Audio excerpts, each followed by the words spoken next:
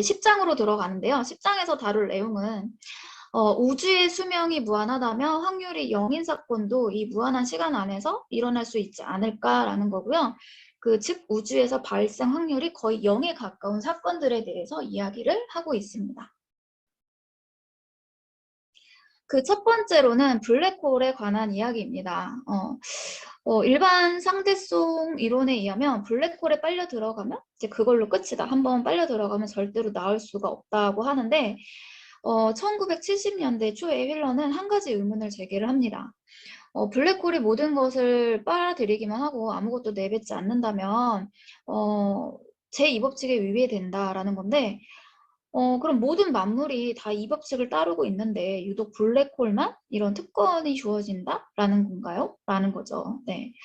예를 들어서 이제 뜨거운 홍차가 담긴 찻잔을 블랙홀에 던졌을 때 과연 홍차의 엔트로피는 어디로 간 것인가? 이제 이렇게 그런 질문에 이제 휠러의 제자입니다. 베겐슈타인이 해결책을 내놓았습니다. 어떻게 해결책을 내놓았냐면 홍차의 엔트로피는 블랙홀의 내부에서도 사라지지 않는다.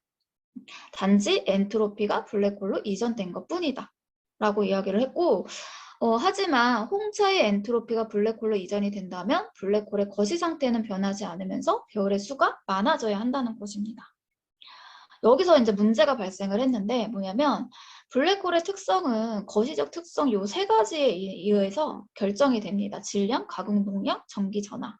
예를 들어서 두 개의 블랙홀이 주어졌는데 이 세 가지가 모두 같다면 둘은 완전히 동일한 블랙홀이 됩니다.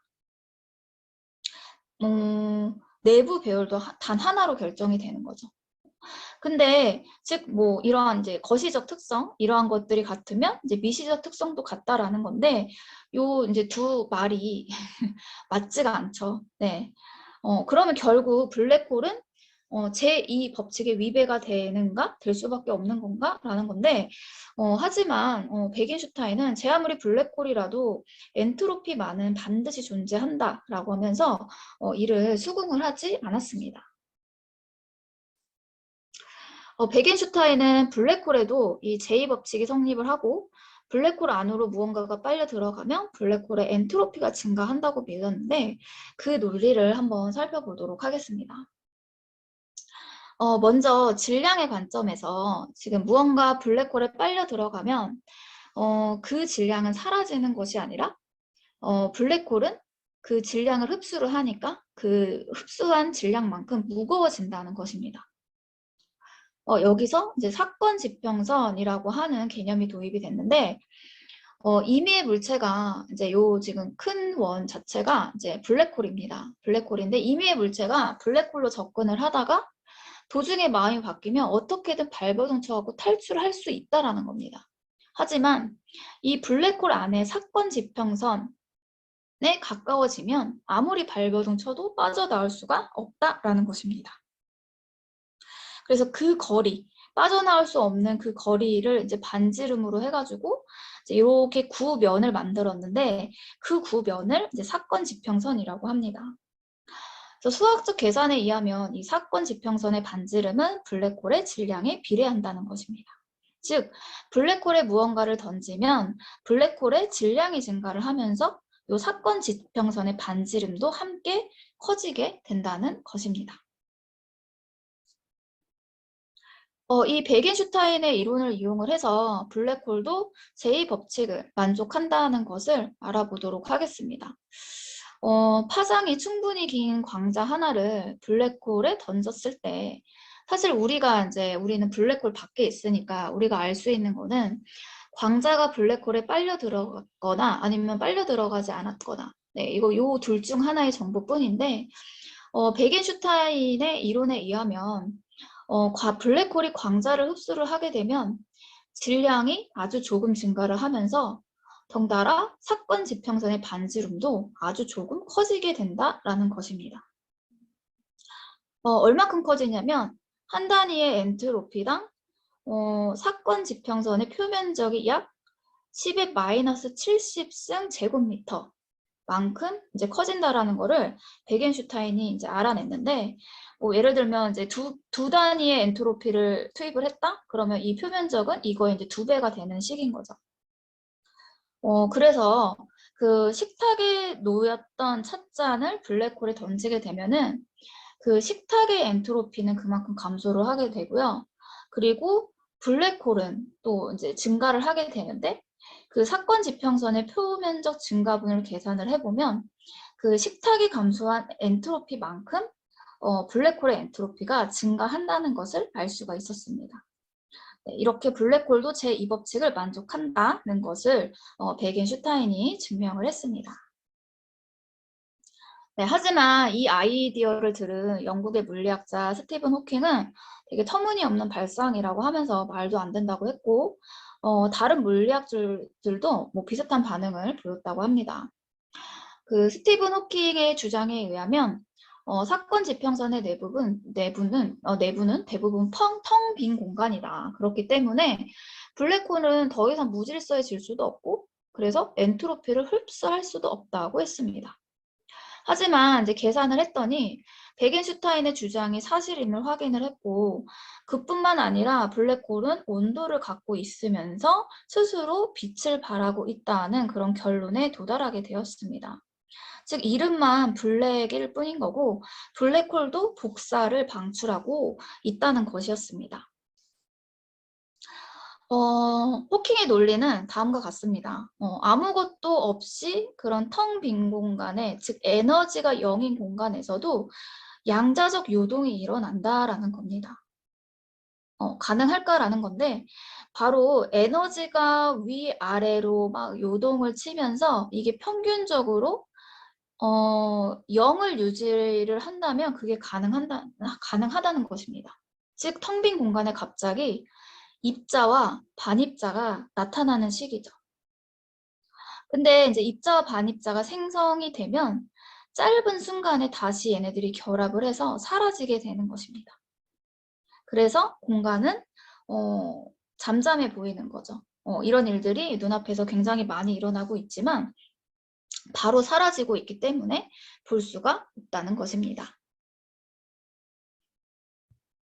이것은 분명히 보이지 않는 사건이긴 하지만 계산 결과와 실험 데이터가 정확하게 일치를 했기 때문에 인정을 받았습니다. 그 과정을 살펴보면 입자와 반입자가 갑자기 생성이 되면 대부분은 순식간에 사라지는 건 맞는데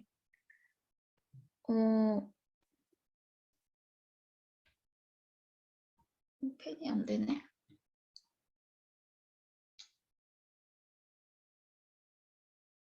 네, 사라지는 건 맞는데, 하지만 그 이제 순간이 사라지는 순간이 요 지금 사건 지평선 근처에서 일어나게 되면, 입자와 반입자 중에 어쩌다가 하나만 요 블랙홀에 빨려 들어가게 된다는 것입니다.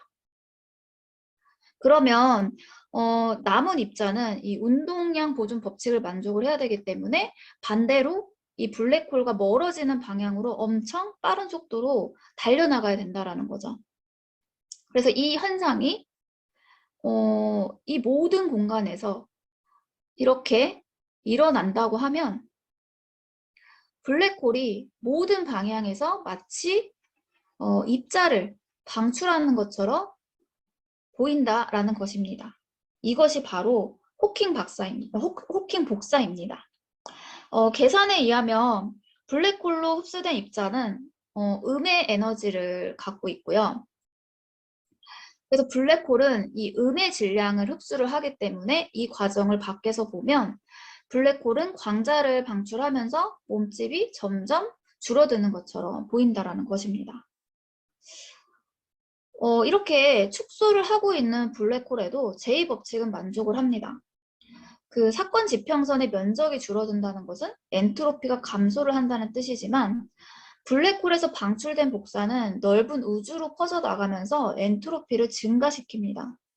결국에는 이 증가된 양이 감소된 양보다 더 많기 때문에 전체적으로 엔트로피는 증가를 하게 됩니다.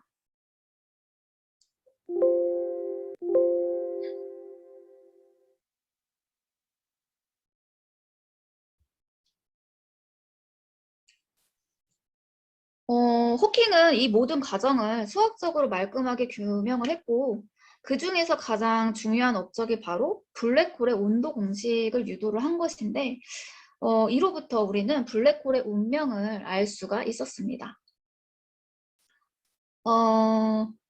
그 호킹이 유도한 결과 중에 하나가 바로 블랙홀의 온도는 질량에 반비례한다입니다. 보시면 태양의 한 400만 배인 엄청 큰 블랙홀은 온도가 이 정도고요. 태양과 비슷한 블랙홀은 약간 1000만 분의 1 정도가 될 거고, 그다음 작은 블랙홀, 오렌지만한 블랙홀은 이 정도입니다. 보다시피 블랙홀의 온도는 질량이 반비례한다는 걸 알 수가 있고요. 질량이 달보다 큰 블랙홀의 온도는 우주 배경 복사, 현재 우주를 가득 채우고 있는 그 우주 배경 복사 온도보다는 낮습니다. 즉, 열은 높은 곳에서 낮은 곳으로 흐르기 때문에 이렇게 블랙홀 근처에서는 이렇게 우주 공간으로 열이 방출을 할 수가 있습니다. 그래서 블랙홀은 호킹 복사를 분명히 방출을 하고 있지만 더 많은 열을 흡수를 해서 질량이 서서히 증가하게 된다는 거죠. 우주 배경 복사 온도가 더 높기 때문에 이렇게 열이 흐르게 됩니다. 네, 하지만 이제 우주가 계속 팽창을 하면서 온도가 계속 낮아지고 있기 때문에 언젠가는 이 에너지의 흐름이 역전이 되지 않을까라는 것입니다. 즉, 블랙홀의 온도가 더 높아지는 그런 순간이 오게 되겠죠? 네. 그때는 이제 반대로 블랙홀이 우주로 에너지를 방출을 하면서 수축하기 시작을 하고 결국에는 블랙홀도 사라지게 되는 것입니다. 그 이론 물리학자 캐나다의 돈 페이지가 이 블랙홀의 수명을 계산을 했는데 그 호킹 복사에 기초를 해서 블랙홀의 수명을 계산을 해봤더니 태양의 질량과 비슷한 블랙홀은 68층 경에 완전히 사라질 것으로 예상이 된다고 합니다.